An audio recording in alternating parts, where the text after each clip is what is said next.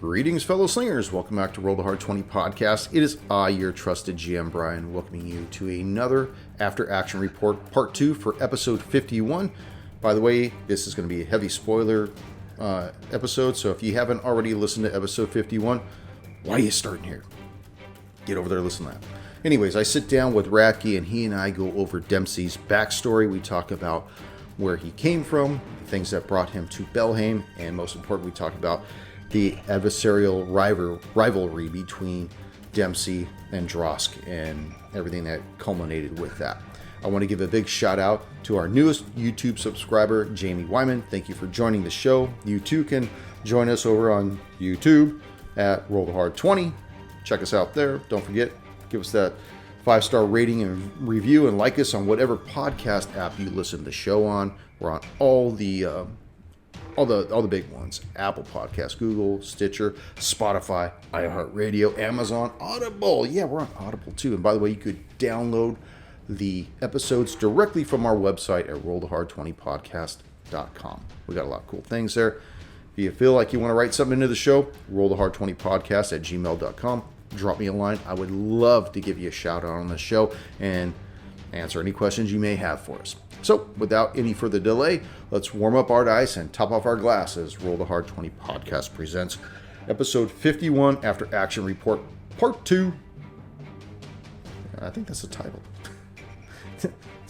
What, is it big enough for you? Whoa, shit. Snap. That's what she said.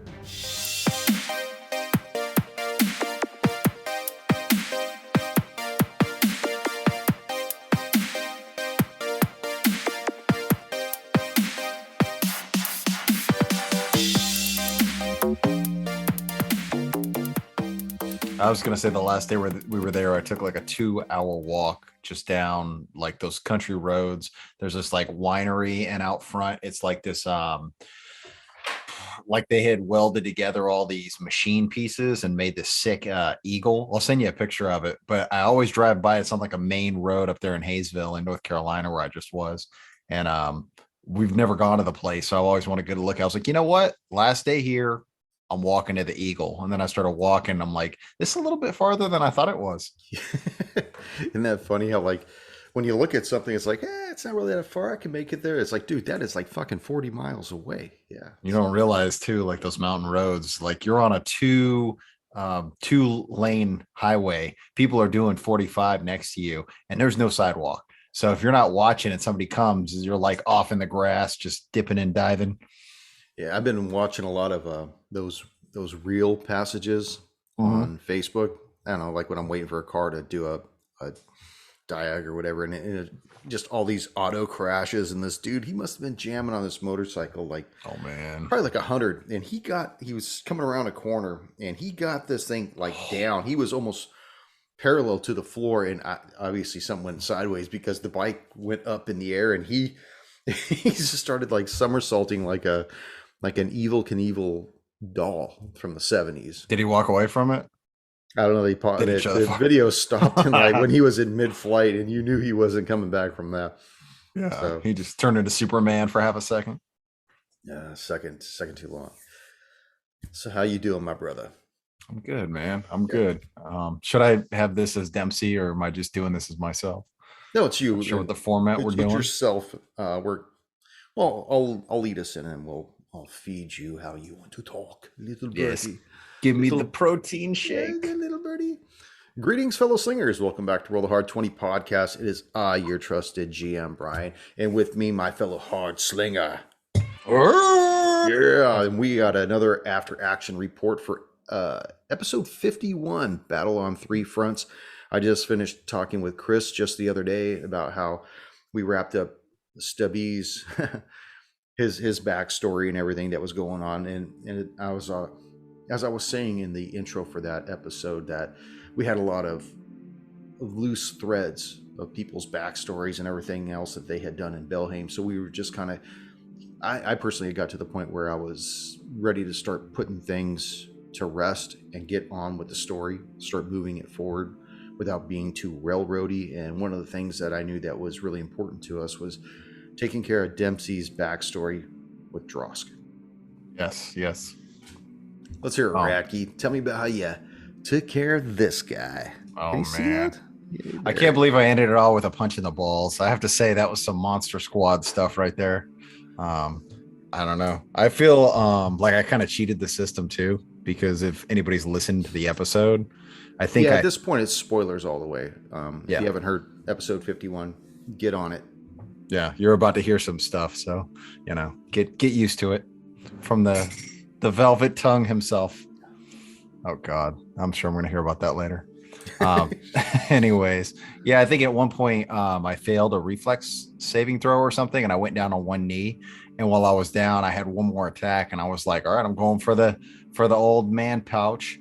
And I think I should have done it like disadvantage, but whatever. At that point, I think that it wasn't that we were running out of time. Everything was just happening really fast. I think when I was talking to Chris about it, I was saying how the whole thing kind of had gone down, how you had approached Drosk with Valadier right behind you, and Warren had stayed back at the bridge and cast invisibility on Stibby, who went into the tree line. And as I explained to everybody else already before, and then Drosk actually had won the initiative, and he let you go first. And then you went, then he went, then Stibby went, and then Heinrich went right behind. Heinrich, he went all over son of a little bitch. Stubby. He finished his load all over the little man. But it was just kind of funny how, and I even said it in the intro, it's probably my favorite episode, just because there was so much shit going on when everybody had their moment. Everybody was in the spotlight all at the same time, and I really liked it. And I mean, I like seeing the bard and the he's a warlock. Yeah, I get confused because he went back and forth with the sorcerer, but both of them were slinging the same spells. But I felt like we got a little bit of the flavor between them, where they both hit shatter, and I almost could like hear it in my head where one would be more like melodious and the other one more like screeching of demons or something. yeah, like with Valadier, like he was tuning a tuning fork, just. Yeah. And he came in with the inspiration and the AC/DC that I had to tell you about after. Did you catch that on the edit? I haven't even listened to the edit aspect of it. Yeah, man. No. I don't know. Maybe it was just in my own brain, but when he hit it, I was like, yes. And I told you it. I felt like it gave me inspiration in real life, man, because I just had that thunder. Oh man. Junior's always good for those drops and stuff. We always would want to do stuff like that when we would play in person at the table.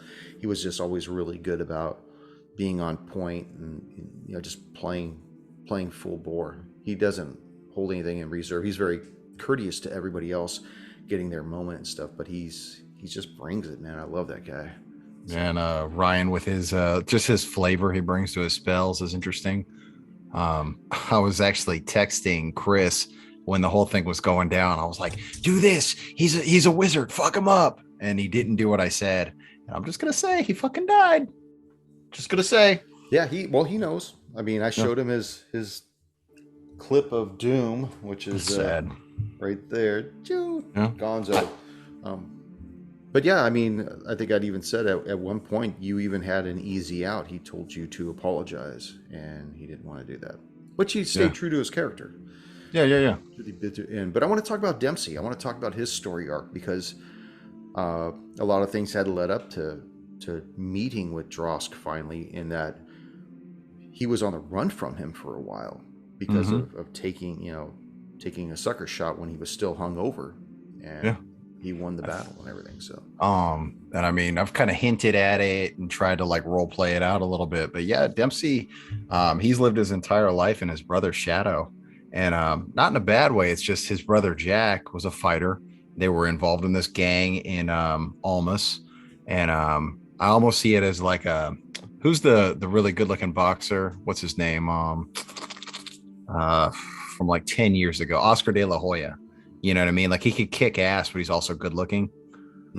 So it's like, I want to watch this guy fight, and my wife likes it too because he's like sexy dude. So like I kind of see that in Jack, where like he's a badass, but he's also good looking. So maybe they got taken off the street in a way because Yeah, they're like these gang guys, kind of like kid stuff, working for Drosk or whatever, but they're like, look at this good looking kid. Like, we can sell tickets to this. Oh, hey. And there was another character I introduced that I hadn't really get around to, the Mr. Sharp, the manager character. We did that little thing. Yeah, yeah, And and I yeah. still have that bumper that Mm-hmm. was recorded, and I haven't dropped it yet because there's a reason why I'm going to. Yeah. But So yeah, he got into the fighting game and kind of found a different way to make money. And I mean, like it or not, like if you're agreeing to go in and beat the crap out of somebody so people can sell tickets and eat popcorn and drink beer, that's legal, and it's not bashing people's heads in, stealing. And whether his mom liked it or not, this and that. And then big fight. Jack got hurt right before. And the Mr. Sharp, the manager character, said, this is going to happen. You got to go in. Dempsey is the understudy. And that's when he came in. And like I said, I feel like he's always kind of lived his life in his brother's shadow.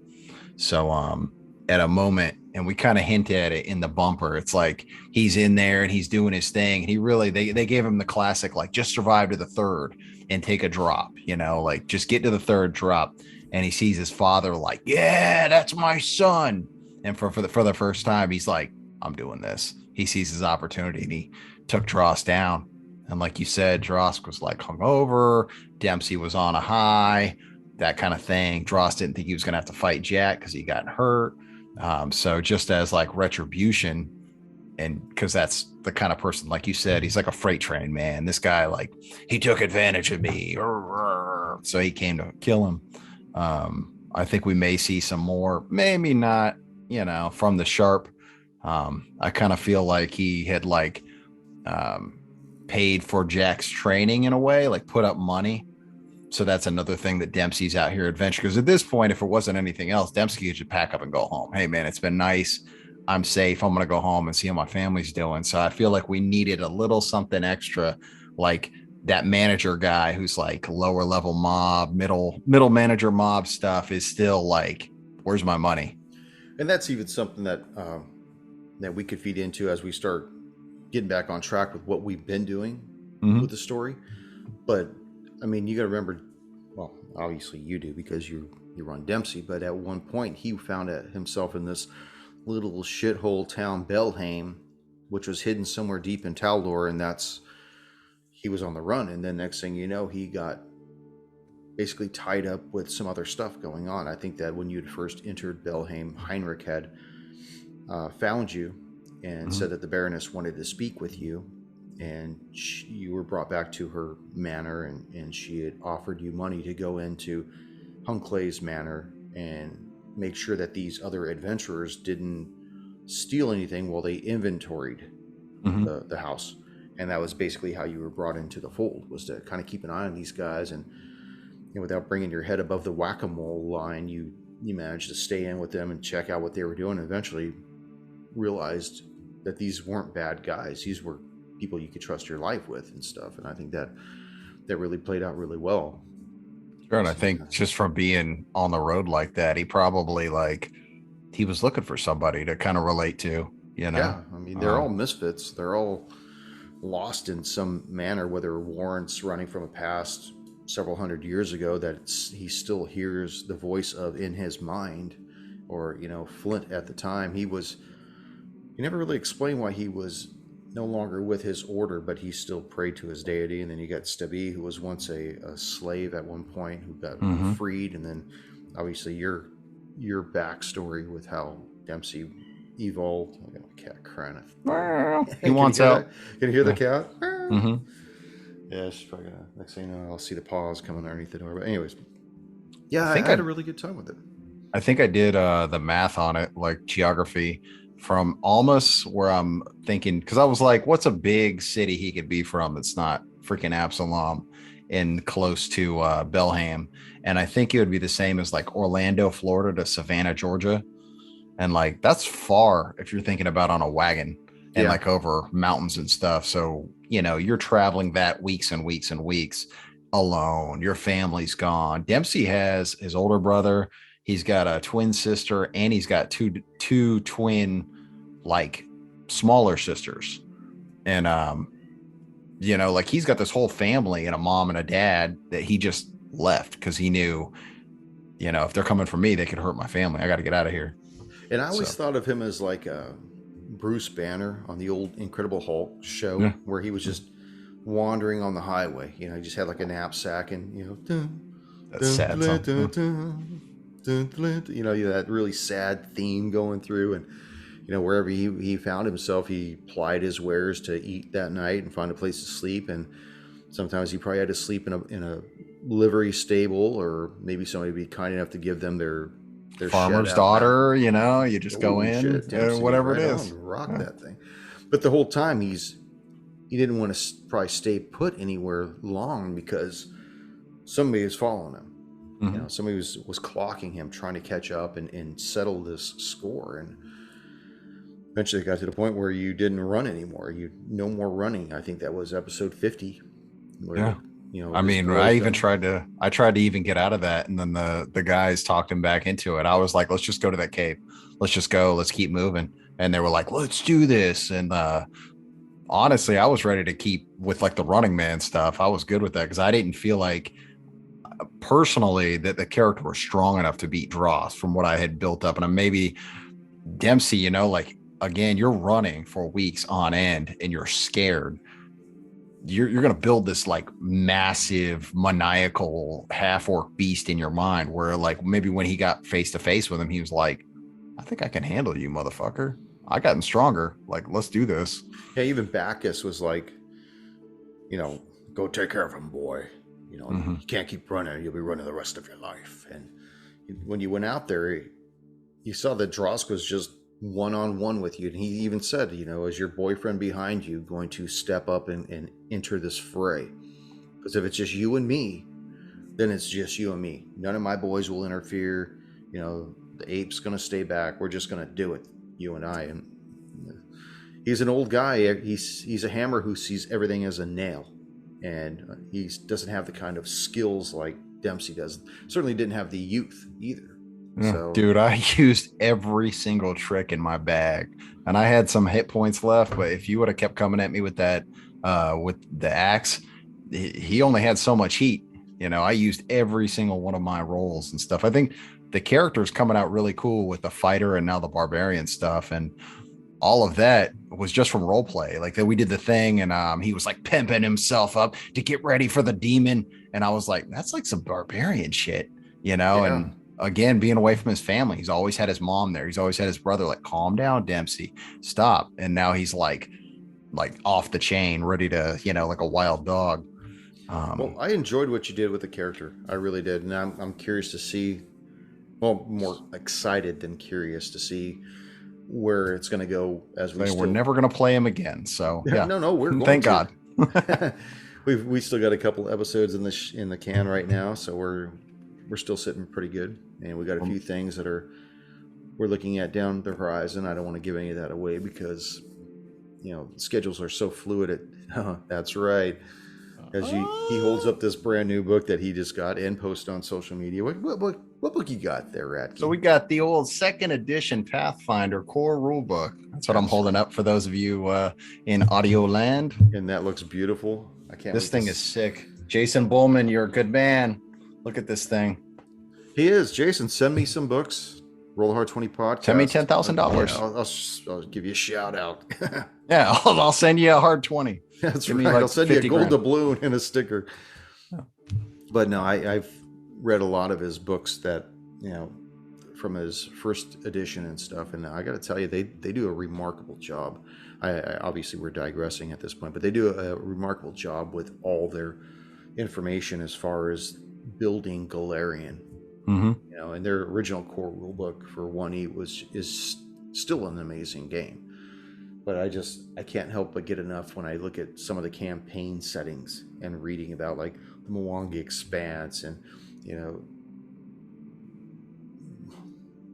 Ustalov? Night Owl. No. Ustalov, Carrying Crown, Ustalov, baby. Well, definitely Ustalov. I mean, I was reading that book. I think it's called Fear something. And Loathing in Vegas? No. In fact, it's been a while since I've done any prep for the carrying crown. And I know we were going to hit back into that right after this, but I think unfortunately, this is probably the first time anybody's going to hear about it, that we may be changing that slightly because we're going to be looking at something else to modify our mechanics yet again, which I'm looking forward What to. could that be, Brian? I don't know. You're holding the book in your hand, and I'm not going to give it away yet. I'm not going to give it away.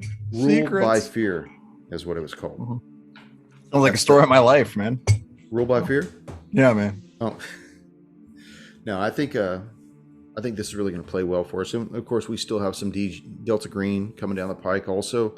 I think we'll probably be hitting Gaslight maybe this weekend or maybe even Monday. So we're waiting to see. We're waiting to see what agents drop, on the Discord to see who's going to join us, and we'll go from there. Nice. I'm trying to think of one other thing. In my own life, I can actually say I've had a experience like what that fight was, the 3-on-3. There was this place called the High School Trail, and as you can imagine, it was like in between our neighborhood, and there was like a shopping center. If you went probably like a football field, like through these woods, just undeveloped land, and you'd pop out kind of near the high school. So everybody from our neighborhood would walk through the high school trail to get to high school. And there was bums back there and stuff and whatever. And my brother would always tell stories about the high school trail that he got attacked back there and did all this karate and beat these guys up. And I was going back there with a couple buddies one time, and some kind of problem with somebody and a girlfriend and another guy. So these two guys come up and start beating up my friend. And then another group of guys come after me, and I was a fat kid growing up, so I wasn't a fighter. I'm like, dude, I don't have a girlfriend, why are you fighting me? I'm cool, I'm everybody's friend, what are you doing? And so I had to, this kid started squaring off on me, and he beat the crap out of me. And not whatever, he got a couple good shots in the face, whatever, but it kind of brings me back thinking about this kind of stuff to those days where kids beating up each other. And I don't know. I just flashed to that. But now look at you. You're all ripped. Good looking. You look good. It's all special illusions. This is all through the Disney Corporation. I pay them a lot of money for this. Well, you got your money's worth. Thanks, sir. So do we have anything else before we want to wrap up this after action report? You want to give me any more tidbits or anything? I do. I feel like I kind of missed the boat on the ending because, Dempsey was raging. I feel like he kind of just stepped out of the rage and kind of went right into the role play. And I saw Chris's new character, and I wanted to get him into the thing. It's always weird trying to introduce somebody. So when you started describing, hey, cleric, come over here. Yeah, that could have been something that somebody just, you with the robes, get over here. And I think that's basically what happened. Is you saw somebody that was in clerical robes and pulled him out of the crew, or out of the bystanders, and that was how he was brought into it. But it's like when Flint passed, he was still trying to give him CPR, but he was already dead. So maybe in that moment, Dempsey was like, the holy man, come here. Yeah. But I could see how you were focused in on what you had done. I mean, because everybody was in their own moment while all this other shit was going on around. You had Warren going into the trees looking for this individual that was firing at Stubby's prone body, and Stubby, he's face down in the grass and stuff, and you just see every 30 feet, another 30 feet, as these blasts kept getting further and further away from the melee. And you had Valadir with the orc and the war ape, which were the only ones left, and then you were still hitting Drosk in his coin purse and stuff. Mm-hmm. I feel like Valadir's just over there hitting whammy bar. It's just yeah. And had Warren drop, I don't think anybody would have even known until it was all said and done, because still technically, other than the listeners and us as players, know what happened to Stubby. I feel like if we ever run across him again, it's going to be just one of those things where we know and he knows, but we don't know, but we know that we know. I know we're gonna do a little bit more on the next episode. We had kind of talked about some stuff that Dempsey wants to do, but I think that either in the moment, maybe he could have reached out and grabbed one of Drosk's teeth, or he can go visit him because he's gonna want to send that to his family just to let them know, hey, you know, I'm good. Don't worry about this. Yeah, we could have you make like a midnight run to the Somerset or Sunset House, where Mm-hmm. the bodies are. Basically, I think they said they were going to burn them out back. So you Yeah, can even pull it off his charred corpse and just, right out of the corpse. yep, Yeah. right out of the skull. Because they're not going to Yeah. waste their time burying some ape and a bunch of orcs. This is the kind of stuff you talk about when you play these games. I'm talking to you about what we're talking about. Like, is there a FedEx? I'm going to try to send money to my family. And you're like, yeah, good luck. Like, send it by a catapult. Yeah, I think I said, yeah, maybe you can find a courier. Maybe, Yeah. But But I you mean, trust in a courier. who you going to trust with 800 gold or whatever? I mean, I know there had to be systems like that where, like, how are you going to get money places?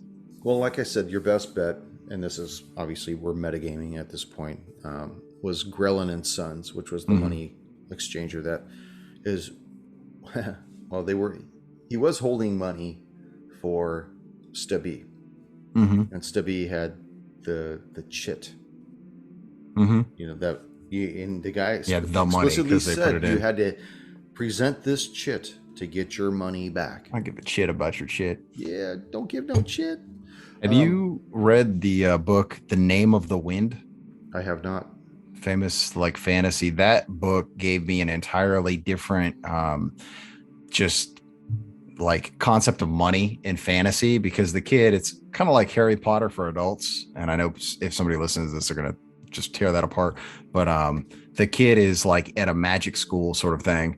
And a lot of the plot is him trying to get money, but he like breaks it down. He's like, yeah, I got 20 copper and 6 silver, and like he never has gold. The one time that he's able to get his hands on gold, it's like, ooh, whatever. But he's like almost like a bard, and he plays music in a tavern, yada yada yada. But I think there was something in that where he had to send money or he had to receive money, and it was set up like the author really did a good job explaining it, where like if he signed for it, that guy got a certain amount of money, and if he didn't sign for it, the guy wouldn't get paid, or it was like payment on delivery.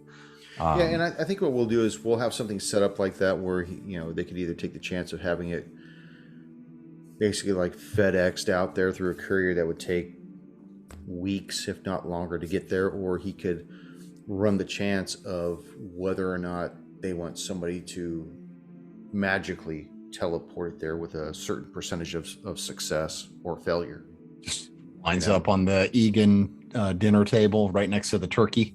Yeah, something like that. I mean, you would have to describe very detailed to whoever is going to do it, where it's at, where it's located, and give as much of an identification, and then see if it's something that is even possible.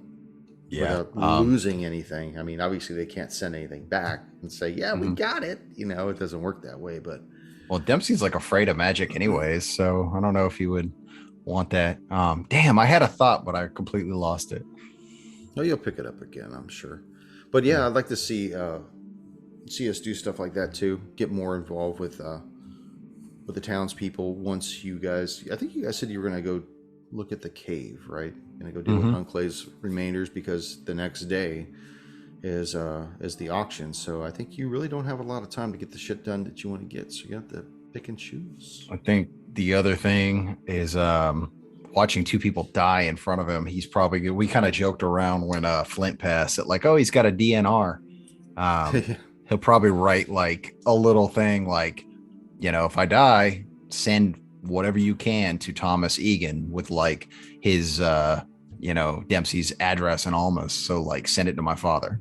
And again, this is all flavor stuff. It's so weird when a character dies, because it's like, he's gone. All right, so I'm coming in with a paladin, I'm a brand new person. And, yeah, and I always suggest that somebody has a backup character that they kind of level up on the side as you're leveling up, so but I think that it ruins the experience of death. I guess that's a weird way of saying it, but it pretty macabre. Yeah, it cheapens the death that they just experienced. Of course, back in the old D&D days, it was, you had to save versus magic wands or save versus turn to stone, and that was it.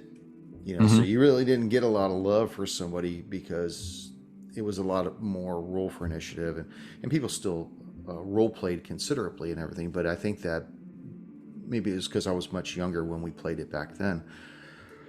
We Yeah, almost you don't thought of even these care. characters as being disposable.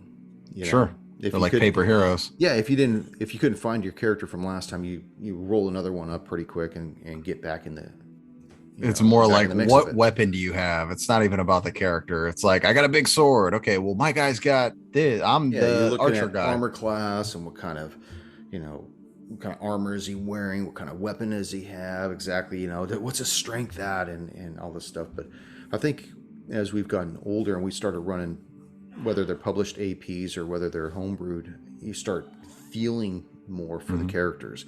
You start wanting them to have their own personalities. And so when one of them does die, you're just like, oh, fuck. Like, damn, I can't be that person Yeah. anymore. They no longer Yeah. exist. Because it's you push your own personality into them to a degree. Sure.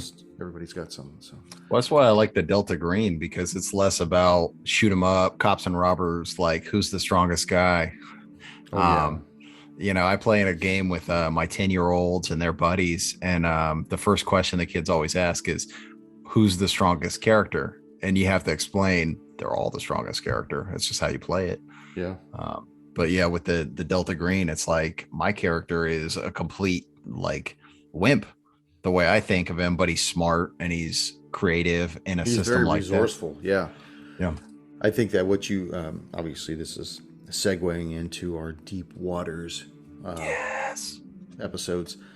The way that, and I'm not going to spoil it, but the way that you dealt with the main bad guy at the end of that, with all the rain or like the sleet coming across the ship and everything, and you're very low lit, and just the way that you overcame that was very creative. I was like, I don't know how realistic it could have been, but it was just so bitchin' that I couldn't say no to it. That was so And fun. that's the kind of creativity I love to see, even when we're playing D&D or we're playing Pathfinder or anything else like that. I like to see that kind of creativity of thinking outside the box and stuff. I remember I was running a Dragonborn. This is when we were playing it in California or whatever, and I had like his breath weapon was, I can't remember. It might have been ice, I think it was. So I'd act like, get it going and just blast it out and describe all these particles of ice just coming and just chipping away at somebody in this conical formation and stuff. Just trying to really add the flavor. Same thing with like The visual Ramirez. picture there. Yeah, you just want to really get that across at the table where they say, okay, I'm going to use my breath weapon, and you roll the dice. No, man, tell me what you're going to do. I want to Explain how's your person standing? What does it look like? Are you crouching? Is it one hand up? What is it? Your eyes? Yeah, you want to really convey that. I think that even when you're playing at a table, that always gets everybody else involved with it. But when you're playing and you're recording it, like what we're doing on a show, I think that really lends itself when you're being very descriptive about what your character's doing. You're talking, not in, so and so is going to do this as you describe yourself. No, I stand up and I pull my bow back to its fullest extent, and I say a prayer to my deity, and let it go and roll that with advantage. That was badass, Yeah, like the role play there. Yeah, something like that. You really Man, get into it. when we play, there is so much going on because it's like the story's going, then there's the tactics, because as we know, Dempsey likes to punch who's ever standing next to him. Friend or foe, no discrimination. Yeah, and then I'll crit. So good times. So I'm trying to keep tactics in mind, and then also the story, and then I'm trying to remember all this crap because I keep everything on a sheet, So I'm trying to go to my sheet. Okay, look at this. I got my rage. I got the red is my damage for when I am raging. I got all this other crap. So trying to keep the mechanics in mind, and then trying to get the other guys in there too. Okay, what are you doing? What are you doing? And it's a lot. Like every time you're like, okay, we'll find out next week. I'm like, it's been an hour. Holy crap. Yeah, and I think that we find our group. I no longer have to fish for what somebody wants to do, whereas before I would have troubles with one of our players where I always have to say, okay, hey, so what do you think about that? Tell me what you're thinking. And we don't have to name any names, but I just hated to do that because I wanted everybody to be invested Kush. in what we're doing. Yeah. He's like Okay. the last guy. He's the man. Yeah. That guy's the man. I loved role playing. We got to get him fired from the university so he comes back. Yeah, totally. No, There's I always some sort of like Tinder, we can do some sort of controversy and get him fired. I'm sure he'd appreciate it. Well, I really miss playing with him. Is he like a professor now? I don't know what he's doing. I don't think I really ever asked. International Playboy. Well, he obviously he's doing something for computers, I think, or something like that. But I think he eventually got a job with a gaming company, and they made him sign an NDR. And so that's why he bailed out. Because he literally works for Paizo, and he's like one of their main. I said, "Are you going to work for Wizards or Paizo or something like that?" He's like, "No, it's not like that." I was like, "Oh, okay." He's working for like a pool company, like a pool table. It's like a completely different game. I guess it was a conflict of interest because he had to disclose it. So that sucks. Which is fine. But I hope I'm ratting you out. I hope you're getting let go now because you come little back. Bastard. Social security number 5. But yeah, man. No, I was gonna say, you know how we do our after action reports. We're gonna talk about everything. Yeah, I mean, when Kush and I, when we used to sit in my other office and we would do that rolling for 20, and we would come up with outlines, and we're like, the outline isn't working because we digress. So let's just do two things. We'll start with the topic. We'll talk for 20 minutes. And then at some point, though, it has to make its way back to the first topic. And once it does that, then we're okay. And so that's how we started doing our stuff and talking about low-level characters and what kind of monsters do you hate to go against or to DM for or whatever. And then it just kind of spiral out of control. Or we talk about railroads or homebrew versus published and just things like that. And what got us into the hobby that we love. And they're all out there, so we had a good time. But yeah, man.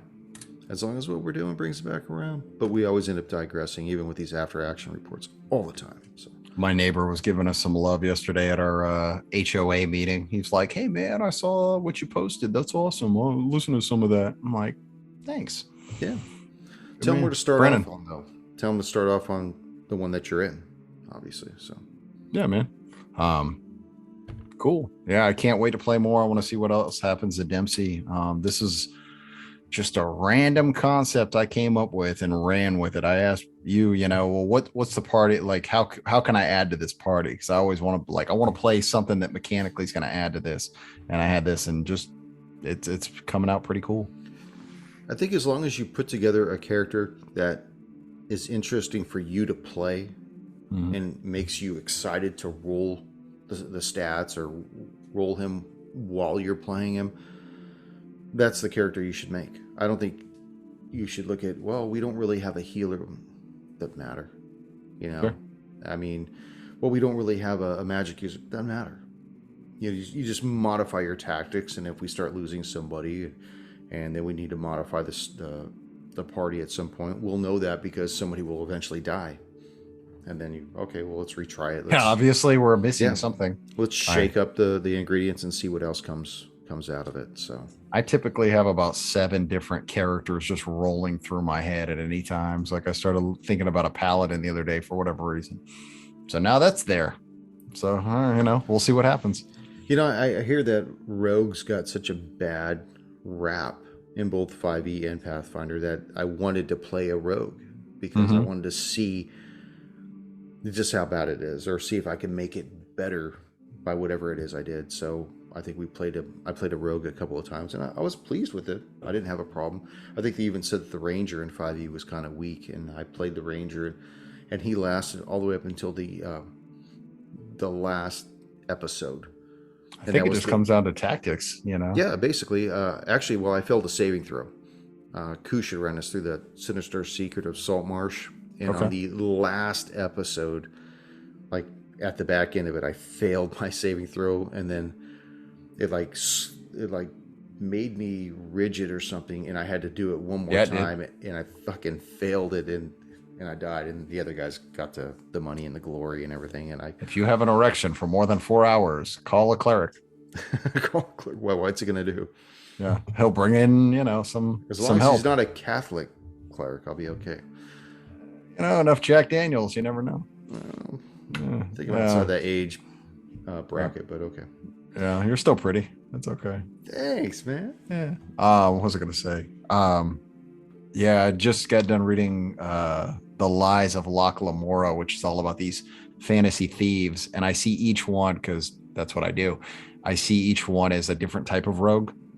So, like with the archetypes from Pathfinder, I'm like, he's like this type of rogue, but he's like this type, and she's like this. And with something like Pathfinder, where there's 6,000 different archetypes, or even the subclasses in 5e from Wizards, like you can do whatever. I think people that say these classes are not good, they're just not creative, or maybe they just roll bad or something. I was listening to an individual whose channel was on YouTube because I wanted to get try to do a crash course on Pathfinder 2e, and I was listening to the guy, and he was talking it up, doing really well and everything, and then he came out with a video just out of nowhere, just said, you know what, I'm done with Pathfinder 2e. It's the illusion of choice. There is no choice. No matter what, you're going to be doing the same thing, and everybody's doing the same thing, and blah blah. I'm just like, I don't think your players may not be. I don't know. Maybe they just don't want to play. Maybe they're just all about the rolling of the dice. Because you could have two fighters that are built the exact same way with the exact same feats and everything, and they would, if they're creative players, they'll approach problems different. And Sure. I know this because Eric Brown, who was part of the show in California before we actually started the Riders on the Storm and Carrion Crown, we were playing at this comic store, which is where I met everybody, and we both had fighters almost identical to a point, but we played them different the way he and I actually did stuff, and it was kind of cool. That was Rackthon. That was my guy. He was Nice. he was a fort commander that had been disgraced when his entire garrison got destroyed, and he was like the sole survivor, and they blamed him for it. Outcast. Yeah. Basically, he was feeling like everybody was looking down on him. There's a lot of you in that character. Oh. So while Brian's dying, I'll keep the chat alive. How's the cream of some young guy there? Better. I was actually watching a podcast, and sorry, give me one of the people, they were doing some role playing, and one of the guys starts coughing, and it was like in character, so you're kind of like, oh, he's really getting into this, and he like started like dying almost on screen, and I'm thinking, damn, he's really going for it. And the people were like, do you need to stop? It got to that point where they're like, are you okay? And I'm thinking, what would they do if this person just died? Because it's like this, like I'm in Tallahassee, you're in Tampa, like I can't call your wife. I don't know. You know what I do? Like call 911. Like, my game master's down. He needs help. Your what? Yeah. He rolled a 1. Your gay master? They're like, we're on your way to your location, sir. But yeah, that just you coughing right there reminded me, and it blew. I've never seen anything like that before, where you're like, oh man, this is like legit. Yeah, I think I had when I was doing Bacchus a couple episodes ago, I started like losing my voice, and I'm trying to find like beer or anything to chug, and give me some old pencil shavings, anything, I'll take it all. But sure. You really get into the voice, man. I give you that. I'm like, I DM and I do my best, but I don't have that range like you do. I love doing it, man. I live for it. It's just something I like doing. I know that what was the thing with the trident? You were like, doing that. And we found out later it was because of the poison that it was putting on the trident. But I was like, damn, he's really getting into this. Yeah. Well, you know what? I don't want to just describe, the fiend comes at you, and he's got this trident, and he licks it, even I, just to say it, and then you got to get into it, because I want you guys to like be laughing and sensing the danger and getting involved and getting juiced up too. So when like when we were doing Zabub, he's like, yeah, just doing the flying and shit like that. Even Lodo, the homuncula was in the observatory. I want everybody to that little bastard.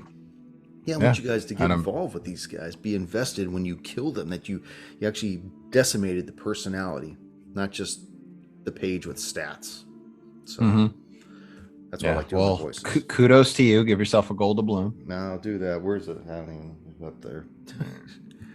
I actually have to set this thing up when we do it. But anyways, I think we're all done, man. You got anything else you want to add before we pull the plug on tonight's venture?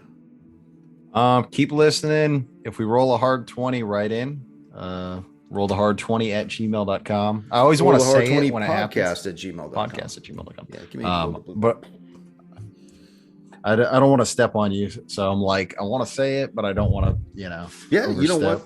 I encourage everybody to be part and parcel. So I'm sure that the listeners know this because I've said it so many times. Getting Ratke on the show has just been amazing. He was originally trying out for the show when we were losing Koosh, and I knew that Koosh was leaving before he left, so it wasn't it still sucked, but I think it was our time zone, and when we actually started playing in California, that made it so difficult for David to join us. And now that I'm out here in Florida and he's in Florida time, it was just really great to get him on the show, because I tell you, Jay, you bring a lot to the show. Definitely, everybody does. So yeah, we have fun. And even when we're playing Delta Green and we mix it in with some of the other guys and the hard slingers of yore, I love doing that. I know that, like I said, we got a surprise coming down the line. I haven't mentioned who it is yet, but he will. It's a big love fest here at the old Roll the Hard 20 podcast. Yep. So I'm excited about it. We got people all over the place. But yeah, we're literally going to be coming from every single time zone in the continental U.S. That's sexy. Pacific, Central, Mountain, and East. Be afraid for your wives, because there's a hard slinger somewhere near you. Don't forget, like us, subscribe to us, and leave us a 5-star rating and review on whatever podcast app you listen to the show on. It really does help out. I know people think it doesn't, but it really does. It helps the shows climb up, in their notoriety. So when you search for Pathfinder, or you search for the Dragon's Demand or 5e or Delta Green or whatever, it moves us up. It really does help. Don't forget, if you don't want to just listen to us and you actually want to see us, see our ugly faces, head on over to YouTube. Our channel is Roll the Hard 20. Check us out there, and feel free to write us in, like Dave said, rollthehard20podcast@gmail.com. We have a website, rollthehard20podcast.com. Head on over there, check out what we look like, all the pictures we post and stuff like that. I think that's about it. Yeah. Have a great night. Good night.